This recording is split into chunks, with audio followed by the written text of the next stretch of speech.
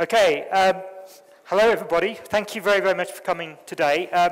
Thank you to the conference for inviting me to speak, and also thank you to my local agency, the Aegis Agencies, for hosting me today. I'm going to talk to you for about 40 minutes about 10 trends for this year. Those of you who are lucky enough to see Steve Wozniak earlier downstairs will know he was talking all about the past and a fantastic story about how he and Steve Jobs and other people ended up creating everything that they created. I'm talking to you more about what's happening in the future. I have a presentation which has about 40 slides in it. I have 10 trends for you. If you want to find the presentation, then please just search for my name, Dan Calladine, and then SlideShare. And I've got about 15 SlideShare presentations, and it's together with all of those. So what I have here for you today, what I've done for this presentation is I've simplified it a bit. I've taken quite a lot of the text out, made the pictures bigger, so it's more visual for talking through. Anyway, as I say, I have 10 trends for you. So the job I do is part of Aegis Media. I'm based in London, but I have a global remit, so I have to know about communication trends all around the world, and I produce these decks for clients and for us as an agency every year. One thing I would always say is, to quote Bono for a second, nothing changes on New Year's Day. So it's not like on the 1st of January, everybody starts buying a smartphone. On the 1st of January, everybody starts buying video ads or anything like that. What we see is these are trends which sort of start bubbling up in one year and then become very big in previous years. And if you also search for me on SlideShare and look at previous years, you'll see things like mobile commerce, the rise of mobile payments and things which I was talking about in previous years. This year what I have is 10 very specific trends. Some may be more interesting than others, some may be more relevant than others. And I also say for people that these are not the trends. There are other trends. These are simply 10 trends for things happening that we think are very interesting. So here we go. These are the 10 trends we have. I've got about 4 or 5 minutes for each of the trends. But as I say, you can look for the presentation online, if you just Google my name. And also, I think we're able to take questions at the end. I'm planning to finish at about quarter to 3 or so we should have time for questions. Okay, so 10 trends. They're not particularly in any order. They were simply in the order I thought they flowed quite well when I was doing these. So here we go. So the first one is called makers. So this is a technological one. It's about the rise of 3D printers, and it's about the rise of people making things for themselves. So again, if you were lucky enough to see Steve Wozniak, he was talking about how processing power started coming down in price and how it enabled people to start owning these things for themselves. This is what we're seeing at the moment with 3D printers. So you have 3D printers. There's one called MakerBot, which is sort of the most famous one, starting to come down in value, and people are going to start owning these things. But more importantly, what we're seeing is brands and people doing really interesting things with the idea of making things for yourself. So a couple of examples. So these aren't brand examples. First one is the Pebble e-watch. I was at a conference a couple of weeks ago, and somebody there had the e-watch. This is something which people raised funding for on Kickstarter. So Kickstarter is a fantastic platform, and it's part of this trend. It's one of the drivers for this trend. Kickstarter allows anybody to have an idea for a project, say to people, this is what we want to do, we want to raise money. You don't need to go to a venture capitalist. You fund it through the community, and then you give people things as part of the funding. You don't give them share options, you effectively give them product. So the Pebble watch is something that came out of that, and increasingly on Kickstarter, I mean about 70 or 80% of things on Kickstarter are music and film projects, so actual virtual things. But we're starting to get more and more physical things being made, so accessories for iPhones, those sorts of things. Then the other picture is something which comes from Japan, and it's incredibly strange, but it's just fun. So there's a cafe in Japan that has a 3D scanner, and it will scan your face in, and then you can produce some chocolate that looks like your face. So It's kind of a crazy idea, but then you get to walk away from the cafe with like a physical thing, and you can give it to somebody as a present, or maybe not, I don't know. But it's the sort of thing that people are going to start to do a lot more now that the technology is coming down in price. Okay, so this is sort of strange things that people are doing, but what are brands actually doing with this? So here's a couple of examples, a couple of our clients, in fact. So so the dolls are from Disney. So if you go to the Disney parks in America now, you can create a Disney princess which looks like your daughter. So again, they use the 3D scanning technology similar to the cafe in Japan, and they will scan in the face of your daughter, and they will then put it onto a doll, and you can choose the color of the dress. So when you go to the Disney park, you can come away with a souvenir of your daughter as a doll, which is like a great present. And then the second one is for the Nokia Lumia 820. So these are phones, they're very good phones. You can take the back off to change the batteries, get access to the SIM card, very sort of open technology. And what Nokia did was they released the code for the back of the phone to people, so that people could design their own and they could make their own. They had exactly, they knew exactly the right size to make them, and so this allowed the community to basically make their own accessories for the Nokia phone, which is a really cool idea. It shows they're a good open company and they're embracing this sort of trend.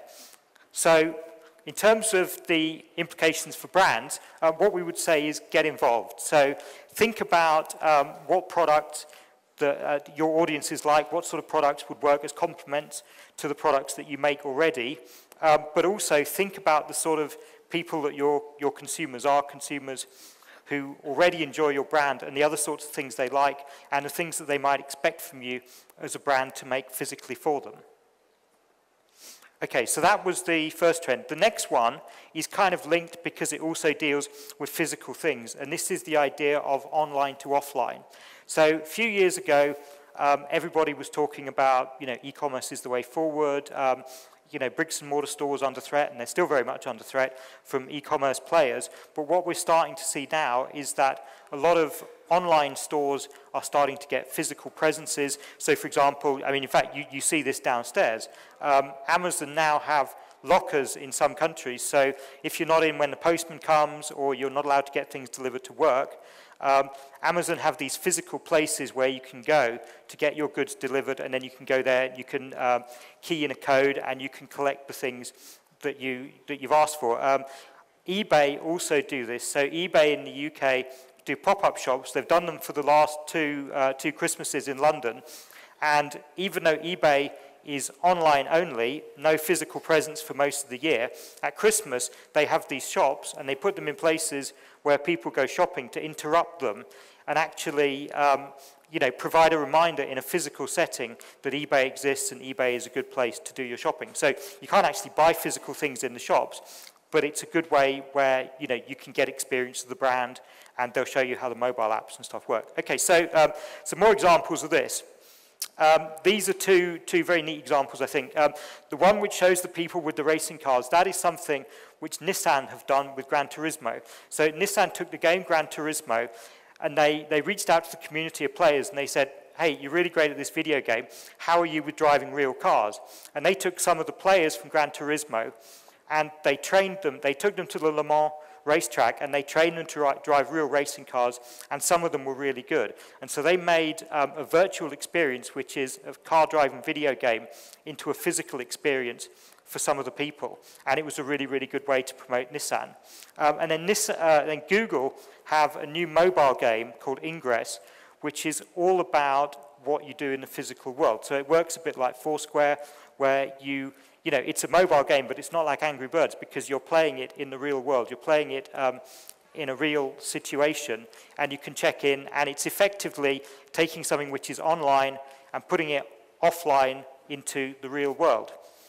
If we get more into media, we can see some really interesting ideas for where people are taking online media data and putting them into offline data. So apologies that these two examples are from the UK.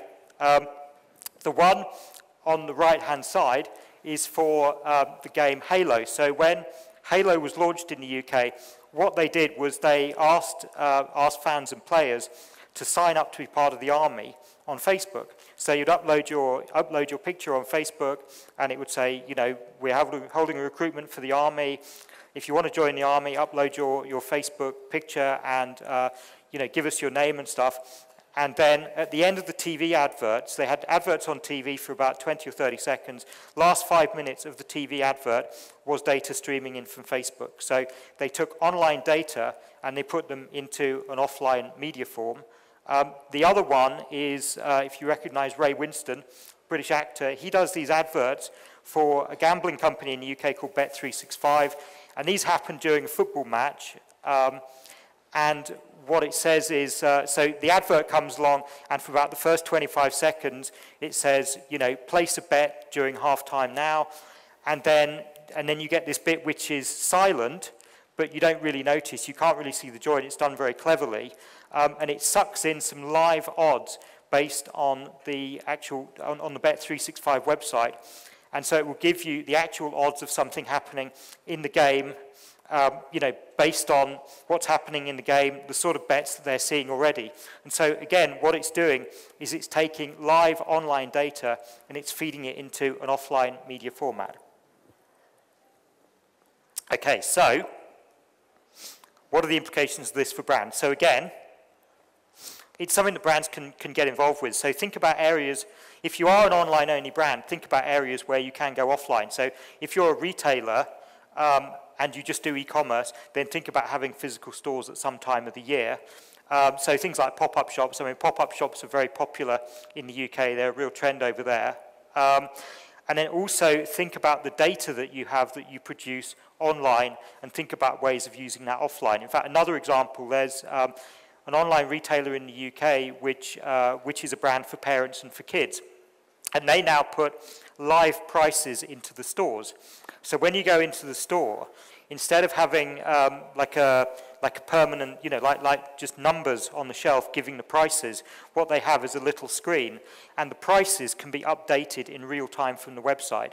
So they have a pledge as a retailer that the prices in their physical store are exactly the same as the prices on the website, but this gives them the ability, if the price ever changes on the website, then it automatically changes at exactly the same time within the store. So they're taking the online data and they're putting it into an offline situation.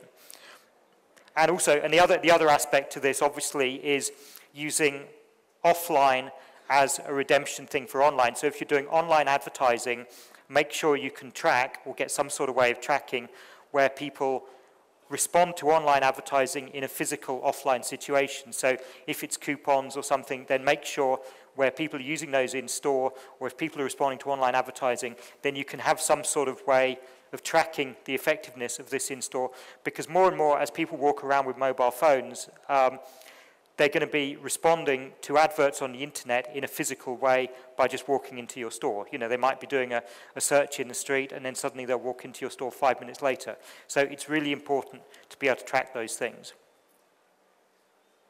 Okay, so the third trend is one I would refer to as workaround. So I know this started off as a blogging conference and a sort of technology conference, and so another word for this would be hacks. But it's the idea that people develop these little sort of things they maybe sort of do unconsciously, they're not really aware that they're doing, and actually they're starting to do these a lot more because there are certain sort of physical things within applications they have and within sites they use, and also legal things, so things like mobile payments, that don't actually work. So people are finding low-tech workarounds for things that they really want to do, and this can be a really good way of companies thinking about what new sort of product and what new sort of services they should be thinking about. So better really to show you some examples of this. So the best example of this I can think of is mobile payments. And the idea for this trend really came from the fact that if I was standing here this time last year, I'd be talking about how mobile payments are going to take off, about how if you've got a phone like I have that has NFC in it, you know, and every manufacturer in the world, apart from Apple, makes phones now with NFC chips in. And in Japan, it's possible to go into supermarkets and other stores and just, you know, tap your phone onto the reader and make a payment through your mobile phone. So about a year ago, I was saying, you you know, this is going to be huge, it's going to start taking off this year, it's going to be great. Actually, nothing has really happened, or certainly not in the UK. There's things happening in the States, but it hasn't really taken off as much as people thought it might, or rather it hasn't in terms of the NFC, because there are lots of different formats. A lot of people are wrangling over who controls the relationship. A lot of financial companies are, you know, sort of, they're trying to stake a claim for it, so it's not really a very open technology. So what people are starting to do is use more open technology. So PayPal are using a workaround of using QR codes to get payments, and then you get a sort of QR code on your phone to pay for something. There's a thing called Square. So Square is created by Jack Dorsey. Somebody was talking about it yesterday in one of the sessions I was in. And it's a way of making payments, both receiving payments to your phone, but also making payments through your phone. And again, it doesn't use NFC, and they think NFC is a dead technology, but it has a comparatively low-tech workaround to allow you to do this thing. So people are developing workarounds where, for legal reasons or technological reasons, companies are dragging their feet. So this is one example. Another example of this, here's two. So one is Instagram. So I absolutely love Instagram. You know, Instagram has 100 million users every month. Most of them, presumably like me, absolutely love it. But there's lots of things you can't do within Instagram. And the main thing you can't do, which is a real deficiency of the service, and I think they've tried to sort it out through their terms and conditions changes, but the audience wouldn't have it.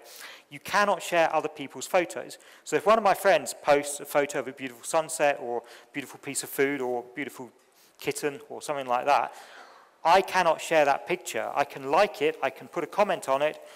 The only way I can share it, and I do this quite a lot, is I can take a screen grab on my phone and then re-upload that photo myself. So logically, Instagram would allow you to share photos, and you could see that they could monetize it. So that's a picture from Cadbury's, by the way, in fact, another one of our clients. And Cadbury's would love it if every time they posted a picture on Instagram, people could share those pictures, and presumably brands like Cadbury's would be quite willing to pay for people to be sharing their pictures. But at the moment, you can't do it because Instagram can't work out in terms of terms and conditions allowing people to share other people's photos. So what people are doing is this workaround where you take a screen grab. So that's one example of that. And then presumably something else, or possibly, either Instagram are going to sort that out within their terms and conditions, or something else is going to come along which will allow people to reshare the photos, and then that will start to gain popularity over things like Instagram. The other thing is the Financial Times has an app which they were selling through the App Store, the Apple App Store, and it allows you to read the Financial Times on your iPhone or your tablet or your iPad. When Apple brought in the newsstand, I think it is, what they said is, and we're taking 30% of all the revenue. So any subscription revenue you get, we're taking 30% of that. Financial Times make more money out of subscriptions than they do out of advertising. They have a huge number of subscribers, and they immediately said, no way, we're not giving you 30% of that money.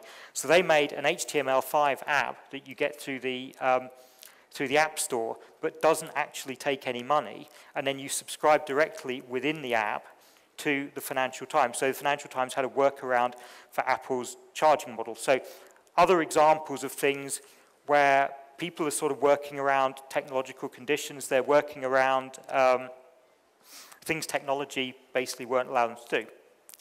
So in terms of implications for this, think about think about things that we all do in our lives that are really, really annoying, but we just put up with them, and we just go through sort of 5 stages on our phone when actually you'd love to be able to do one. So another really good example of this, actually, there's a new mobile phone app called Mailbox, which is only available for the iPhone.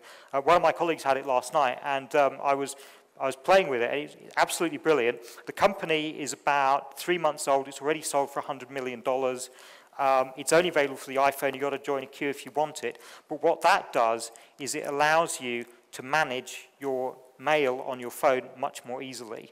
So that's a workaround, because they knew that people were getting frustrated with with doing the email on their phone, but this is something that just allows you to sort it really, really easily. Another one, there's a company called Sunrise, which is a calendar app, and what it does is it will sync your Outlook and your Facebook events as well. And also it will look at other things which are happening in your local area. So it will take all these things, mesh them together, and it gives you one sort of combined calendar. And that, again, is something where people thought, well, at the moment you have this workaround where people are looking at 3 different calendars, but why can't we just put it into one? So basically, it's a fantastic way, if you're a brand or even if you're a startup, to think of what you should be doing, what you should be offering as a product or a service. Just think about these annoying things that we all do that annoy us, but that we put up with. And it's, you know, and I think an awful lot of the new softwares and new apps and new companies that come along are going to be things that address these issues of the popular workarounds, the annoying things that we all do at the moment on our phones and on our laptops, where we have to do like a 2-minute task where you should just be able to do it in 10 seconds.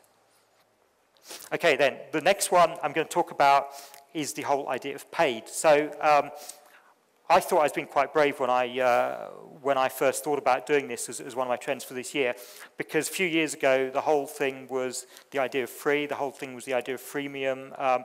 You know, the internet wants to be free, everything should be free, people should just be able to download things for free. But I think now, and in fact, all the times I've presented, I've never really had anybody sort of offering much criticism to this one.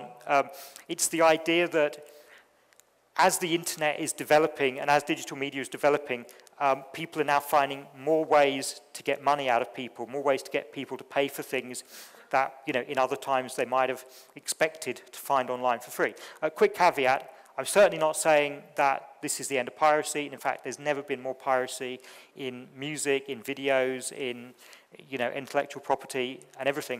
What you're getting is more people now being successful at getting payment from people online. And it really comes down to 3 things. One is the ease of payment. So if you make it as easy as possible for somebody to buy something, then they're more likely to buy it. Secondly is you tell them exactly why you need the payment. So you describe exactly your journey, why it is somebody should pay $5 for this album or $10 or whatever it is. And then thirdly, people need to be able to see where the payment is going to. So anyway, again, I will explain this possibly better through a couple of examples. So 2 here. One is, the one on the right-hand side is from Kickstarter. Kickstarter's been incredibly good at this. It's really easy to make a payment to Kickstarter, and then once you've registered, once you've got an account, it's really easy to make more payments. So there's an awful lot of people on Kickstarter who have backed about 40 projects, because once you back one, it's very easy to just, you know, back a few more. Also with Kickstarter, there's a section within it where people describe the journey that they've been on that got them to this point. So they describe exactly why they need the money.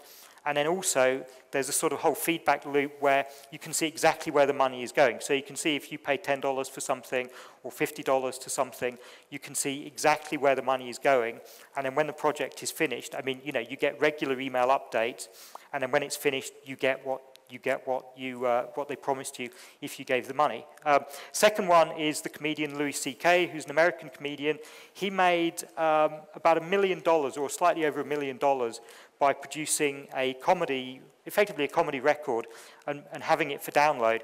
And he was charging $5 each, and he said to everybody, I mean, when you look at the page, it says, I know you can torrent this, I know you can get it for free, but please don't, because I've spent my life becoming a comedian. I think I've got really good at it. It's taken me an awful long time to get here. I've worked incredibly hard. Please give me the money. So that was explaining why he needed it. He made it really easy. There was just an Amazon button. There was a PayPal button, and you could pay either through Amazon or PayPal. Most people have accounts with either one of those services. And then finally he said, what am I going to do with the money? Well, I'm going to have a great big party, and I think I deserve it. And so, again, he sort of made people realize why he needed the money and where the money was going to. Okay then, so a couple more examples, in fact 3 more examples. So the top one is really silly. So a couple of years ago, somebody said, well, you know, I live in Detroit. Detroit is going through all sorts of problems at the moment, mass unemployment, you know, just a lot of social issues happening. RoboCop was based in Detroit. What RoboCop really needs that would make the whole city feel better is a great big statue of RoboCop. And so what he did was he put this, he didn't use Kickstarter, I think, he used another funding platform, and he said, if you can get me $70,000, we will build a great big statue of RoboCop in Detroit. And enough people said, that's fantastic. You know, I don't live in Detroit. I'm probably never going to visit Detroit in my lifetime, but I'm quite willing to give $5 for the idea that I'm helping this great big statue of RoboCop, you know, be built in Detroit. So that was, again, that was really, really good. Facebook has started to introduce paid gifts. I don't know whether they've come to Lithuania yet, but they've come to the UK. So when it's somebody's birthday, as well as, you know, saying happy birthday, 3 exclamation marks on their wall, you can also give them, through partners, physical gifts.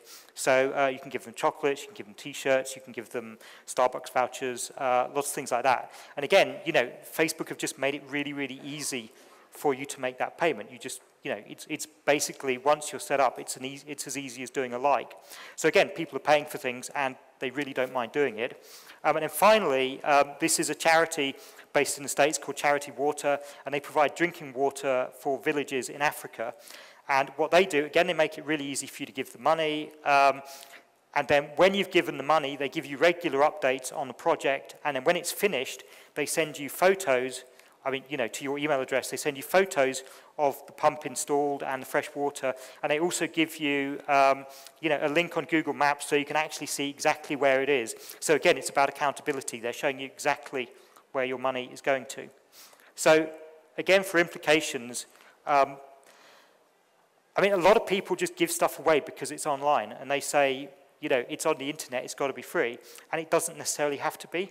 If you think, you know, if you sort of question yourselves and you think, well, this is for free, but actually it cost us money to make it, and could we, you know, could we ask our customers to buy it, even though it's a download or something, you know, because it costs us money. But then when you do that, you have to explain, and this is also linked to corporate social responsibility. So if you're saying to people, we want you to pay $5 for this, then it really helps if your chief exec isn't flying around the world in a private jet and isn't sort of, you know, putting gold bath taps in his house and appearing in celebrity magazines and things like that. So this has big implications for corporate social responsibility as well. You need to basically be good as a company or good as an individual if you're asking people for money.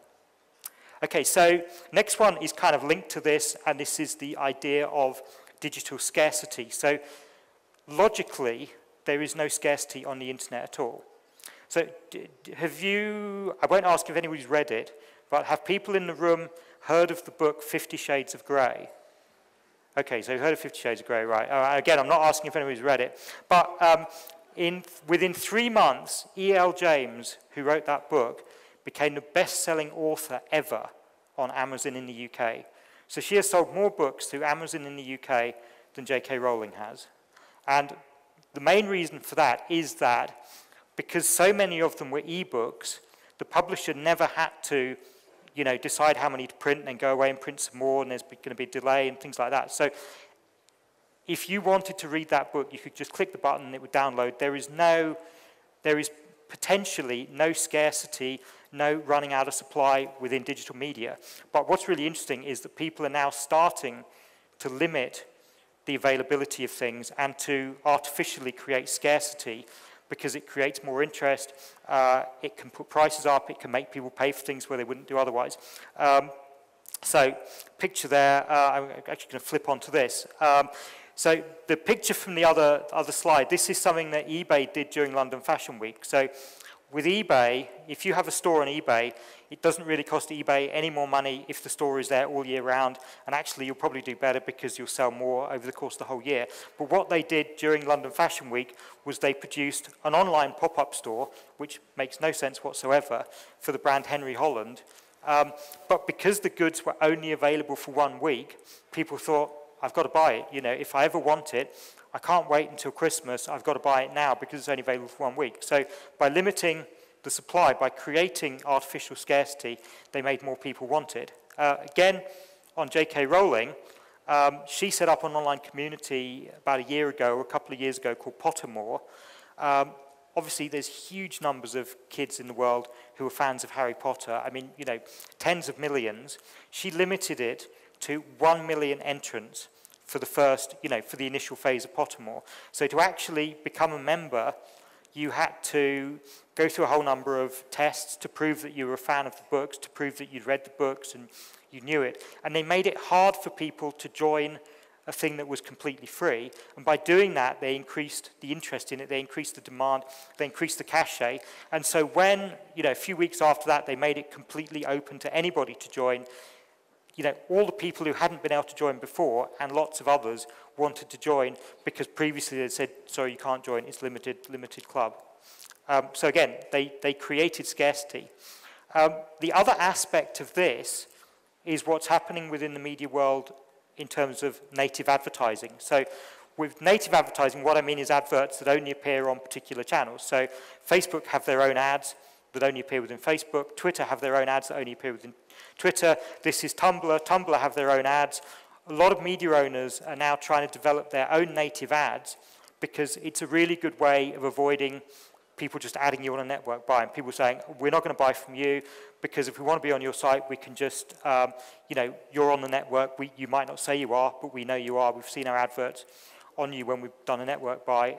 So a lot of websites and services are now producing native ad formats because it's a good way of artificially limiting the supply of advertising. I mean, Twitter's incredibly, incredibly clever because they have the promoted trends where you can only have one advertiser per day doing that, which means that people are willing to pay a lot for it. Also, you have the in-stream ads, and you only get about 1 or 2 of those a day. So again, they're limiting the supply, and by limiting the supply, they're very successfully pushing the price up. So again, in terms of implications, it's an opportunity and it's a threat. So as I said, it's an opportunity. If you're trying to create interest in something, you can do it by artificially limiting people's access to it. But it's also a threat because more and more media owners are going to be producing native ad formats that you can only buy through them, so they're going to be able to control the price a lot more, and also potentially you're going to have siloed measurement. So with things like the Tumblr ads, and with a lot of these, a lot of the native ad formats like Facebook, you can't really use third-party ad serving. So what it means is that, you'll get the results from that in one spreadsheet, and then you'll have to integrate it with your ad serving figures, and you won't be able to deduplicate and all that. So it's kind of great in some respects, but it's a bit of a threat for buying media as well as it becomes more popular. Okay, so the next one is all about Chinese influence. So there's this amazing statistic. I think I've got this right. I think apparently there are 30 million kids in China learning the piano at the moment. And if you think about 30 million kids learning the piano, then purely through statistics, about 100 of them are going to be absolutely fantastic. And if you think about 30 million kids playing the piano, how many kids in China are learning to code and playing with computers? And, Steve Wozniak downstairs talking about breaking into the computer room at school overnight and doing things, How many kids in China don't need to do that because computers are now kind of cheap enough for people to have them. How many kids in China are staying up all night and playing with computers and trying to develop things? And again, by the law of statistics, some of them are going to be geniuses like Steve Wozniak, Mark Zuckerberg, people like that. So increasingly, I think we're going to see the next thing will potentially come from China. And the other reason is that because the Chinese market is very closed, because things like Facebook aren't allowed in China, things like Twitter aren't allowed in China, what it means is it creates a sort of natural incubator for the local services that they do have.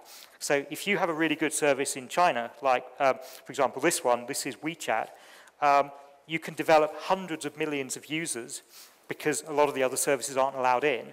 And then on those hundreds of millions of users, you can really, really refine it and get it so it's really popular and get it so it works really well, and then start marketing it and establishing offices and things abroad. So I've got WeChat on my phone. I'm the only person in the UK, apart from my friend who used to live in China, who's got WeChat. So we sort of leave messages for each other and things like that, which is fun. But if you play around with WeChat, and I seriously encourage anybody to download it, you kind of see why it's popular, because it's an instant messenger platform that allows you to talk rather than type. So you can type, you can use it like WhatsApp, but you can also hold down the button and you can just leave voice messages for each other. And for a lot of people, and also you think about teenagers and 10-year-olds, that is actually a lot more intuitive. That is actually, you know, a much easier thing to do. You can also, and this is really cool, you can just send emoticons to each other, and they've got some very special emoticons you can use. And there was a case last year where Starbucks were using this as part of their communication, and Starbucks is on WeChat, and they've got, you know, millions of friends in China, and you think, well, it's instant messenger. How are you going to do things on instant messenger where it's like one-to-one communication? What they did was they said, when you wake up in the morning, send us an emoticon of how you feel, and then we're going to send you a song based on how you feel. And so people did this, and, you know, and they really, you know, they really interacted with Starbucks. And Starbucks are getting people to think about Starbucks first thing in the morning. And then, you know, when they're on the way to work, Starbucks, you know, they've thought about it already. So that's really, really clever. Another thing, because of the pure numbers of people in China, it's easy for China to set records. So the biggest e-commerce day in history wasn't Black Friday or anything happening in America over Christmas. It was Singles Day in China last year. And Singles Day is this amazing thing. I mean, I bet within 5 years we're all doing Singles Day in the West, because it's just a brilliant idea. It's kind of like the opposite of Valentine's Day. With Valentine's Day, it's, you know, go out with your partner and, you know, buy flowers and whatever. Singles Day, the 11th of the 11th, so all the ones together, is all about single people. And so, you know, people can say, you know, buy a new outfit for Singles Day, send somebody some flowers for Singles Day, go out and have a party, go and do speed dating or something for Singles Day. Singles Day is last year was the largest ever day for e-commerce in the whole world. So again, watch out what is happening in China, because, well, A, you can get lots of ideas, and B, a lot of the new technologies, a lot of the cool apps could potentially come out of China. So, you know, add sort of Chinese, you know, blogs about China to the feeds of stuff you read regularly, because seriously, there is going to be something like WeChat which is going to break out and just be absolutely massive. Okay, the next one I'm going to talk about is acquisitions. So the whole thought about this really is, well, there's a few things. One was that the Facebook flotation last year, which everybody thought was, you know, going to be such a massive success, was a bit of a disaster, and the price sort of sunk to half the level. But also it's the acknowledgement that there are so many new companies. Apparently there's this crazy stat that there's $1 billion company created in Silicon Valley every 3 months. And a lot of those companies now are becoming really, really specialized. So if you think about Facebook, what Facebook did, it's almost as if they took a ComScore chart of the most popular things we do on the internet. So emails, photos, videos, you know, instant messengers, and Facebook said, right, we're going to do all of those things. We're going to add all of those features. And with the Facebook mobile app that came out last week, again, what they've done, in fact, they've kind of copied WeChat a bit. They've said, these new things that come along, we're going to integrate that into what we do. But actually, when you look at something like Pinterest and a lot of the new services, they just do one thing, but they do it incredibly well. So it's quite possible that Pinterest hasn't really got the goal of flotation and, you know, being a company that's independent in 30 years' time in their, you know, in their sort of company DNA, in their total goal. It's quite possible that if somebody like Amazon, you know, Amazon would be an obvious one, came along and said, we'd like to buy you, here's blah, they would say, thank you very much, that's brilliant, you know, nice 3 years work. Or, you know, similarly for Spotify, it's quite possible. In fact, one of the email newsletters I subscribed to did this thing on April Fool's Day where their main headline was Googled by Spotify. And I read that just as I was going onto the London Underground, and so I couldn't check it because I was underground for half an hour. And I spent that whole half hour thinking, is that an April Fool? Or because it's completely possible that it could happen. Although actually, I think you know, it would be Facebook that would buy them. Obviously, it wasn't real. And I think the people who wrote that on the newsletter got, you know, completely flamed by people who'd also fallen for it like me. But it's very possible to imagine that. And when you think about what Instagram did, I mean, just over a year ago, Instagram, a company which had at that time about 40 million users, had never made any revenue, let alone any profit, got bought by Facebook for $1 billion. And you compare that to Dig, and 5 years ago, everybody was thinking Dig might get bought for about 200 million. They eventually got sold, the technology got sold last year for about 20 million, I think. And Groupon, I mean, back in the day, Google apparently offered Groupon $6 billion to buy Groupon, and Groupon said, well, we don't want to do that. Groupon floated, price is now, like a ridiculous fraction of what it was at the time of flotation, and they must be kicking themselves that they didn't sell to Google. So I think for a lot of the new entrepreneurs, a lot of the people starting up these companies, they don't have the sort of the Wall Street, Gordon Gekko, Bud Fox sort of idea of we're going to do this company and in 5 years' time we're going to go public. They must be thinking, we're going to do this company, we're not going to really worry about making any money from it, but we know if we get enough of an audience, then somebody's going to want to buy us and integrate it into what they do, and then making money out of it, as with Instagram, is entirely their problem and not ours. So, so in terms of implications, what I would say is sort of almost anything you look at the moment is potentially up for grabs, I would have thought. So people like Spotify, people like Pinterest, people like Tumblr won't necessarily be independent forever. They'll probably, in 5 years' time, be part of a much bigger group, probably something like Google, Amazon, Facebook, or Apple, or Microsoft. And so if you kind of think about that, then think about the sort of services you might want to use. And also, just because something comes along, that's brand new, don't be suspicious of it. Don't think, well, it hasn't got any revenue, it hasn't made any profit. Why should we get involved with a company like that because they might not be here? Because the point is that somebody that does actually make profit could come along and buy them and then cross-subsidize them with other things that they do. Okay, so the next one is all about targeting. How am I doing for time? Oh, okay, better speed up a bit. Okay, so targeting, the whole thing about targeting is that there are now lots and lots and lots of new ways to target people. So you don't have to target them through demographics, as we've seen in some of the sessions. You don't have to target them through cookies. You can target them through interests. And two obvious examples of this are Twitter and Facebook, where people are declaring these are things I'm interested in. And in fact, on Facebook, at the time I was writing this presentation in about December last year, I was looking at a few other trends presentations that other people were producing, and loads of people were saying, I think Facebook is going to go in drastic decline. I think people are going off Facebook. I think, this is the beginning of the end for Facebook. They've got all these privacy problems. Actually, I think Facebook is going to have a fantastic year this year. And since writing this, pretty much every week this year, there's been some new development about how Facebook will allow you to target, whether it's by uploading email addresses of people you have in your database, or combining data with other things. I mean, they bought the Atlas ad server so that they can use data from that. So more and more targeting. I know a lot of it isn't available at the moment within Lithuania, but it will be. And so keep an eye on the sort of stories that are coming out of America, the sort of case studies about how people are targeting based on the data, because those are things you're all going to be able to do pretty soon. Okay, the next one, and this is, I believe, number 9. Yes, hurrah, number 9, fantastic. Okay, good, back on track.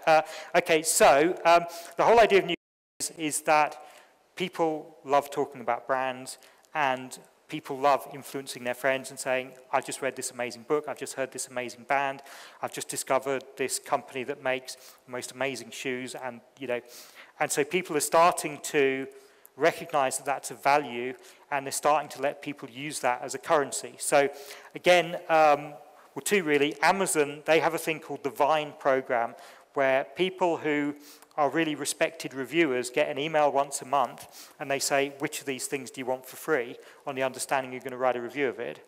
And so that's like an alternate currency. You're basically trading your own, you're trading your reputation for this good. And it says, this is written by somebody who didn't buy it, but still people respect your reviews. And then Kellogg set up this shop to launch a new range of snacks where you could get a box of it simply by tweeting about it. So you could pay through a tweet. So you went there with your phone, you tweeted about it, they saw the tweet had sent, and then they gave you a box of it, which is good. And I think more and more of these things are going to happen. And then the other side of this is that one universal currency in the whole world is mobile credit. So everybody in the whole world recognizes mobile credit as something which is of value to you. And people are starting to do things, particularly in Africa, with this, where they're paying people in mobile credit, or people are getting their change from stores in mobile credit. And this has kind of like become a secondary currency for the whole world. Again, look at my presentation on SlideShare, and there's lots of examples of people doing this.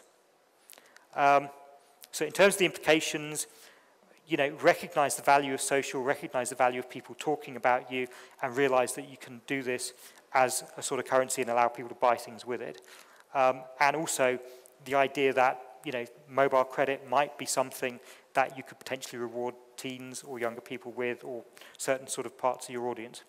Okay, and then finally, and this is a really, really quick one, it's like a really high concept one, but I'm sure we all recognize this, it's the idea of a wow factor. So it's the idea that a brand, a fizzy drink brand, sent somebody up into space, and then they jumped out of a parachute, jumped out of a hot air balloon and parachuted down to Earth. And if you'd said 5 years ago somebody's going to do this, they would have just said, you know, you're completely wrong. And if you'd said, oh, and by the way, it's not Coca-Cola, then they'd have thought you were even madder. But Red Bull have done loads and loads and loads of fantastic things like this.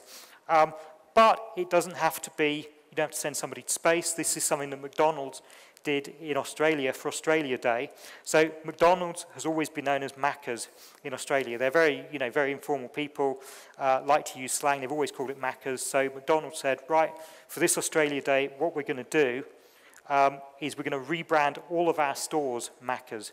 And people in Australia just thought, this is amazing. You know, they've listened to us. They know where McDonald's stands within our culture, and they're totally cool with what we're doing, which is great. But it doesn't even need to be anything like that. It could be something just completely stupid. So my old flatmate doesn't send me very many emails, but he sent me an email about this, and he said, you have to see this. It's just incredible. This is a voice-activated popcorn machine that somebody, well, either made or they said they made and then mocked up a video for on YouTube sort of middle of last year. So you just say a particular word and a piece of popcorn comes firing out, and everybody was just like, imagine how cool that would be. And so simply by producing either this machine or this video about it, whether you know, how much you believe in it, what they did was they just got a huge amount of buzz because they created, again, what I would call the wow factor. So for this, it's just all about being original, being unusual, and being unique, having a sense of humor, and just doing something almost with a sort of newspaperman's front page mentality of what is it that will really get people talking. And yeah, so those are my 10 trends. Thank you very, very much indeed for listening. As I say,